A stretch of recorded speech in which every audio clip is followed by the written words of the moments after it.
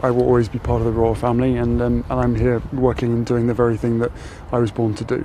So Meghan and Harry just torpedoed King Charles's crucial state visit to Trump by claiming he's still a working royal, directly violating the Sandringham Summit agreement. This isn't just family drama anymore. It's constitutional crisis territory that threatens the monarchy's diplomatic credibility. Let's break this down. As far as shackles, from my perspective, we need to be collectively, as a global community, we need to feel empowered to be able to speak truth to power.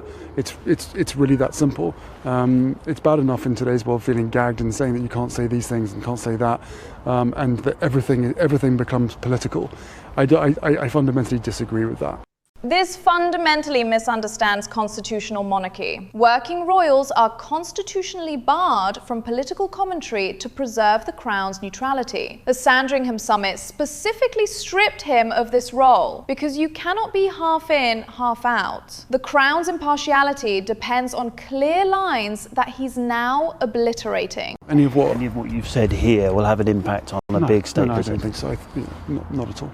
The timing reveals the devastating diplomatic damage here. This aired just 48 hours before Charles's most important diplomatic mission, meeting President Trump. His comments about Ukraine and war created a diplomatic nightmare, forcing Trump to publicly distance himself from unofficial royal commentary during sensitive negotiations. But I felt that the following day, when Harry gave this interview to Chris Shipp of ITV, in which he said that he was still a working royal, I felt that it actually crossed the line down from being unhelpful to actually being cruel.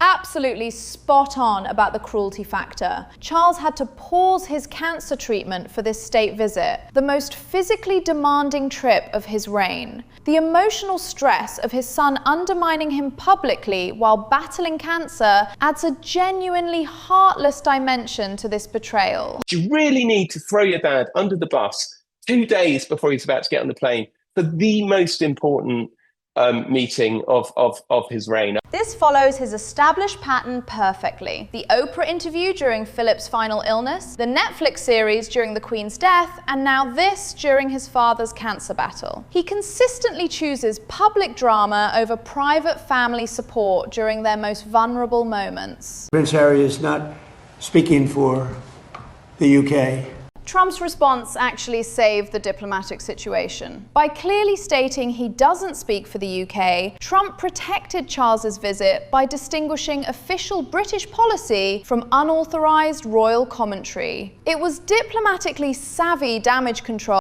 that preserved the bilateral relationship. But the whole point of the Sandringham Summit was it being made completely clear to him that he does no longer operate as a member of the royal family. Can he just unilaterally declare otherwise? The Sandringham Agreement was legally binding. He relinquished working royal status, patronages, and military titles. Constitutional monarchy doesn't allow unilateral declarations of royal duty. Parliament and the Privy Council would need to formally restore his position, which clearly isn't happening. Well, it's incredibly disingenuous, isn't it, to sort of say, oh, well, I'm still actually a member of the royal family after all. Exactly right. The royal system is binary by constitutional necessity. You're either bound by palace protocols with full duties, or you're free but outside the institution. The half-in, half-out model would destroy constitutional monarchies' carefully balanced relationship with democratic government. They are very determined to make sure that their children are as high profile as William and Catherine's children. They are very determined, to make sure that their children are the most famous children in the world. This connects directly to the AI photo scandal with Greta Van Susteren during Charles's state visit. Their aggressive publicity strategy around the children creates these exact controversies. Fake photos go viral because there's such hunger for content they deliberately withhold. It's, I am told, a source of great tension within the marriage between the two of them. Multiple sources now confirm growing tension between them over media strategy. She wants maximum privacy for the children while he's pushing for higher profile exposure. Their fundamental disagreement about publicity versus protection is creating serious marital strain. That the Queen said to them, you cannot be half in and half out.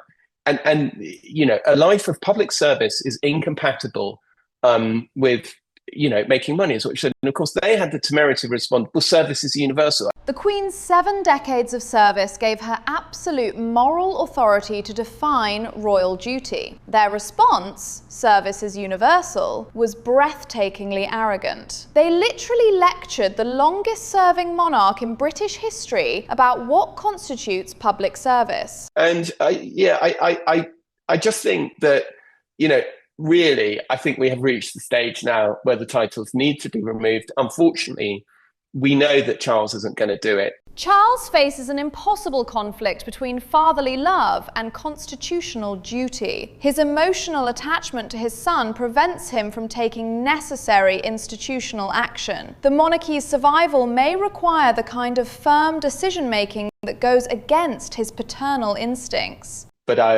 we're going to have to wait for William to do it. I think it may be too long to wait, to be honest, Dan, for the British people. I think it may be too long to wait. Yeah. Recent polling shows 68% of Britons want their titles removed, with support for the monarchy dropping among younger demographics, partly due to ongoing Sussex drama. The institution's long-term survival may depend on decisive action that Charles seems emotionally incapable of taking. Why are you trying to make everyone's life? Are you really still so bitter and so angry about your terrible upbringing in a palace and, the fact that you never had to pay an electricity bill in your whole life and suddenly you were astonished that you had to, pay your own way?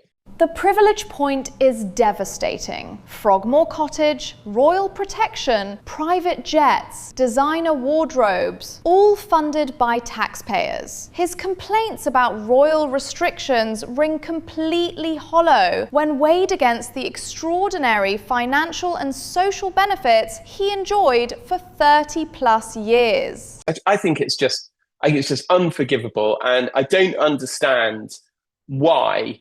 I do understand why, and you do, as you do too, Dan, but it's extraordinary. This transcends poor judgment. It's systematic betrayal of family loyalty and constitutional responsibility. Every major family crisis becomes an opportunity for public drama and personal grievance. It reveals a character fundamentally incompatible with the duty and sacrifice monarchy requires.